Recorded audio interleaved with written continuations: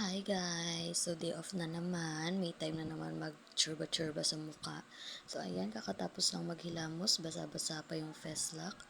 Ayan, after matuyo, maglalagay muna tayo ng primer. Hindi ko alam kung para saan ang primer, pero sabi ng kaibigan ko, una daw natin yan ilagay. So let's put this. Actually, itong primer na to, hindi ko alam kung ganyan ba talaga yung consistency niya. Kasi pag nanonood ako sa Facebook, nakikita ko parang flowy yung primer nila or parang jelly-like. Ito parang paste. Putang ina. Hindi ko alam kung bakit ganyan. Tapos pagka pinahid ko, ay dan, kukuha muna pala tayo ng salamin. At yung salamin kong basag-basag na, hindi ko mapalit-palitan. So yun na nga, itong primer na to, para siyang paste. Tapos pag pinahid ko, ang bilis niya matuyo. Hindi ko alam kung napahid ko na siya sa every inch of my face. So yun, hinuhulaan ko na lang. Basta ganyan. Ang bilis niya kasi matuyo, nakakainis, hindi ko rin alam, wala akong idea dahil ngayon lang ako nagme-makeup, tinesting ko lang. Kasi syempre, alam ka naman, kada may lakad ako, mag-hire ako ng magme-makeup. Eh yung taga-makeup ko, yung kaibigan ko, ang layo-layo na dito. Diba? Mas okay pa rin sa babae na medyo may alam sa pag-makeup kahit konti. Diba? Oh, umaura pa, parang tanga. Yun, pakita mo na yan. Yan, oh, 'di ba? Nakikita ko sa Facebook, may kailangan tatakpan ng mukha. Ay, ng mukha ng kamay. Hindi tuloy makita, pero basta yan, foundation yan. Hindi ko nga alam kung shade ko yan eh. Oh, kuha tayo ng maduming sponge. Ayan, apakabagal naman kumilos ang babaeng to. Yan, sige. Lalagyan natin. Wala naman masyadong i-cover sa face. Ay, tumulo. Yung konti-konti lang yan, hindi tayo maglalagay dyan na para kang tanga, di ba? Ayan! Di ba super konti lang? Ayoko kasi magmukha akong cake. Pero hindi ko alam kung tama itong ginagawa ko. Pero sabi kasi ng kaibigan ko, kailangan ilagay daw yung foundation after the primer. Ayan. O, di ba may nasama pang buhok? Dapat meron talaga akong headband eh. Wala na kasi mga headband ko. Ayan. Kakalat lang natin. Pass forward. O, kunyari nakalat na. Pero ang hirap talaga mag-blend ah. Dapat daw kasi brush. Pero sponge lang kasi yung mura na bilhin. Diba? Sa Shopee ko lang yan binili. Dahil di pa ako marunong. Mga mura lang muna yung gagawin kong pang-practice. Ayan. Di ko alam kung tama na yung pag-blend ko sa kabila. Pero parang kumalat naman siya. So, okay na yan. Pagtsagaan natin. Ayan. Ito ang nakakahirap sa sponge. Ang hirap niya gamitin, nakakangalay. Putang ina. Ganyan ba talaga yan? O dapat kinakaskas?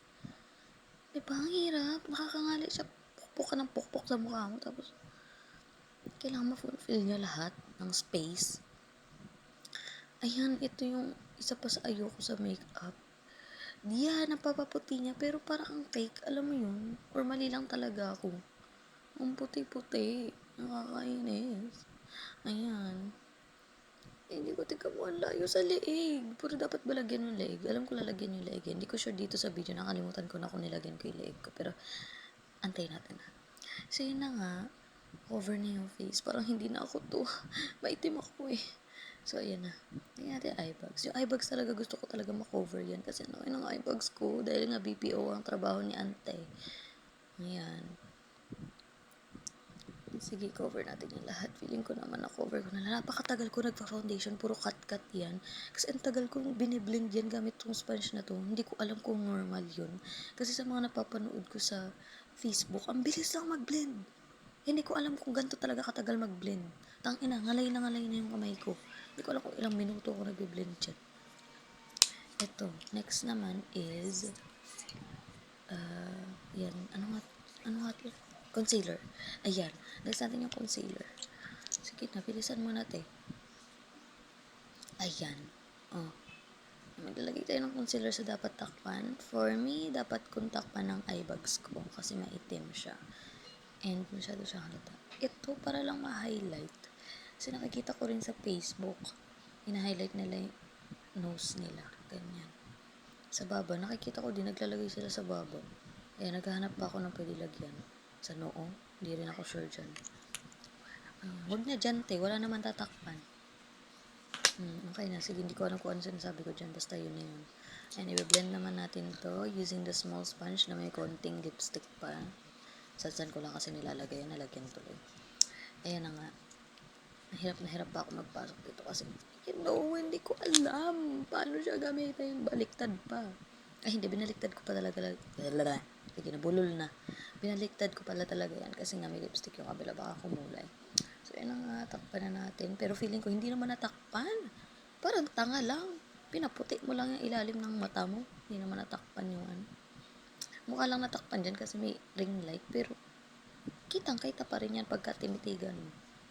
Ayun, sobrang lapit ko sa salamin, di ba? Wala kasi akong contact lens. Si tanga, hindi naglagay ng contact lens.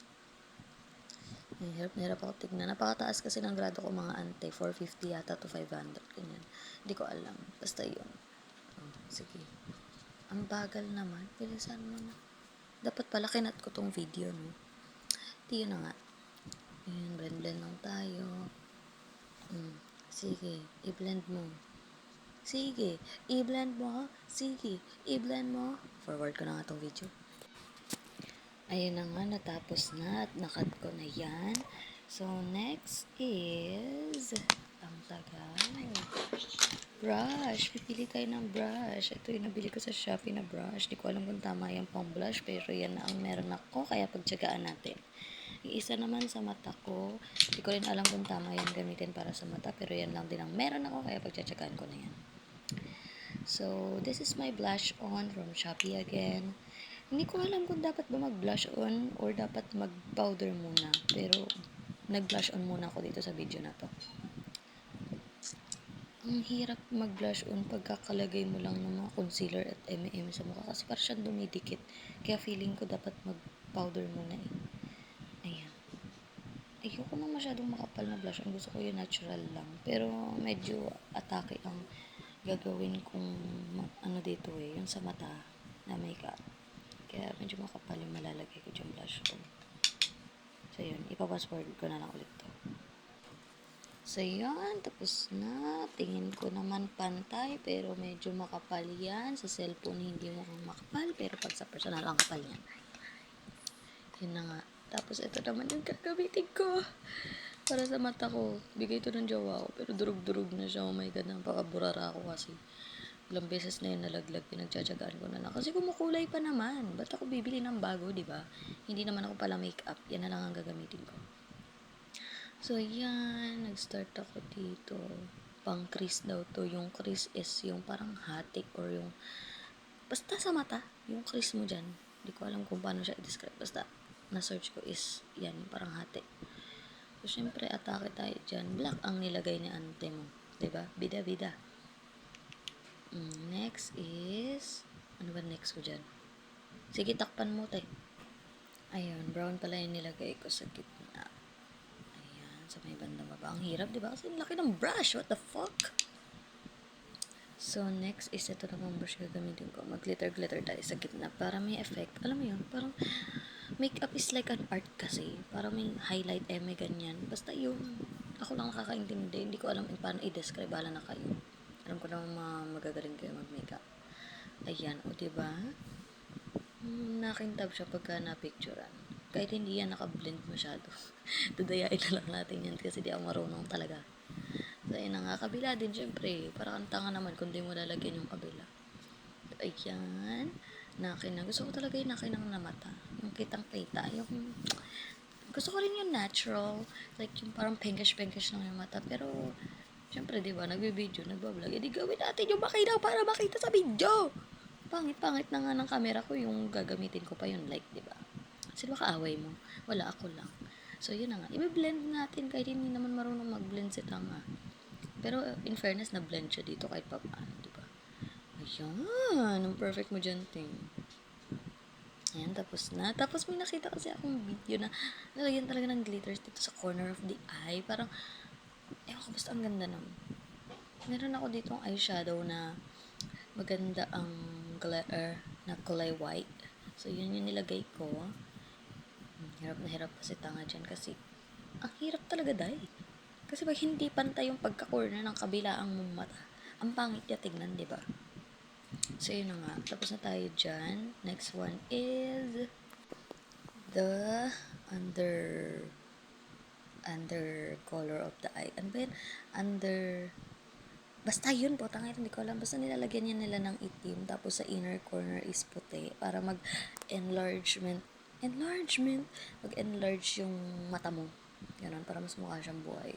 Pero magmukha yata tong eye bags tong nilalagay ko. Basta, kasi hindi tama yung brush na ginagamit ko. Kasi yan lang yung meron. Kasi yun na nga. So, after ko niyan, nalagyan ko naman ng white. Diba? Same brush yung ginamit. Wala kasing iba. So, masisisi niyo ba ako? Basta yan, same brush lang ang ginamit. Buti naman hindi kumulay. Okay na. Okay na. Sige. Oh, di ba? Okay na. Yun na nga. So, next is highlighter. My favorite part. So, yun, maglalagay lang tayo dito sa may cheekbone banda para nakin ng person. Oh, di ba? Ang ganda. Ay, naku. Hindi yan highlighter, te. Yan yung eyeshadow na white. Sobrang kinang niya kasi kaya yan yung ginagamit ko panlagay dyan. For me, makeup is not about collecting all of the makeups needed. Kung, for me lang naman to ha, for my preference, kasi hindi ako magastos na tao. At ang mamahal ng makeup juice ko, yung isang bote, 100 na yun. So, for me naman, hindi ako mag-collect. Pero hindi ko know, in the future, malay mo, diba? Gumaling mag-makeup person, tapos makakolekta ng maraming makeup, iba't ibang shade, diba? For now, since nagpa-practice man ako, hindi ko kailangan siguro bumili ng mga mamahalin agad or kumpletuhin agad. It's like mag-DIY na lang, 'di ba? Why ako bibili ng highlighter if I can use the lighter shade or the glittery part of the eyeshadow to be used as my highlighter, di ba? O, pa-English pa sila nga, hindi naman kayang kumpletuhin ng straight. So, yun na nga, next is lipstick. So, yan. Trivia lang. You know, meron kasing binili sa akin na lipstick yung mother ko. Ay, ang arte magsalita. So, na nga, may binili kasing lipstick yung mama ko. So, hindi niya trip yung shade, kaya binigay niya sa akin. So, since wala akong blush on na pag-aari nun, yung lipstick ang ginagawa kong blush on, te. Lipstick. So, yun na nga. Go back balik na tayo dito sa pag-makeup ko. So, yun na nga, masyadong pinkish yung lipstick na nagamit ko. Kasi wala akong ibang lipstick. Yan lang, mapink-pink siya. So, nilagyan ko dyan ng eyeshadow na black yata to. Para mag-darken siya, tapos blend-blend lang ng konti. Parang tanga kasi hindi pa nga blended yan. Pero bibilisan na lang natin. Fast forward. Tiyanan! Tapos na. So, kung nakikita nyo, medyo na-darken yung lips natin dahil sa eyeshadow. O, diba? Sabi ko, DIY lang ng DIY. Makukuha mo yung gusto mo. So, yun na nga, nakita nyo rin, salin ako ng powder. Baby powder pa yan. Bukod sa wala akong pag-aari na foundation or foundation na, may ganun. Baby powder talaga yung nagamit ko. Pulbo talaga, te. Pulbo. So, hindi ko alam kung tama yung ginawa ko dyan kasi nagpulbo ko tapos naglagay ako muna ng highlighter tapos nagpulbo. Eh, di natakpan na yung kinang. Ante, anong ginagawa mo? Diba? Pakatanga. So, yun na nga nakikita nyo. Hindi pantay sa leeg ko. Oh my God. Tiga mo, dadaanin ko na lang yan sa pulbo. Hindi naman ako kailos after nito. Buburahin ko naman din yun. Grabe, ang layo ng mukha sa leeg. Parang tanga. Sige, paano makahabulin yan? At hindi niya na nga hinabol dahil mukha lang naman ang huwag nyo na lang to gayahin. Basta mukha lang yung importante dyan. Kasi nagpa-practice lang naman ako ng mukha ko mag-makeup, ganyan. Madali naman na siguro yung leeg. Hindi ko na ginawa. Yan! Naglagay ako sa setting spray and voila! Tapos na. Bakit hindi nagmaskara ang person? Tay, nakalimutan mo yung mascara, tay. Diba? Alam mo din. Siguro wala akong mascara nung ginawa ko tong video. Pero, tay, kailangan mo ng mascara. Aura. Oh, yan. Pak. Diba? Tell me kung mali yung nagawa ko sa mata ko and lips ko and blushon ko. Feeling ko kasi yan ang ganda na. Kung may mascara pa ko or false lashes, siguro ang ganda na ito. Pero, as a beginner, I think kaya ko naman siguro. Pero tignan nyo, yung mata ko, sa malayo ang ganda, pero sa malapit, ewan, hindi ko alam. Grabe na sa aura, te. Umay, tama na. Ayun na nga, nag-try ako pala dito magsalamin. Pero naman, diba? Pak, ganun. Kala mo talaga ganyan siya lagi umaura. Kada kilos, ganyan.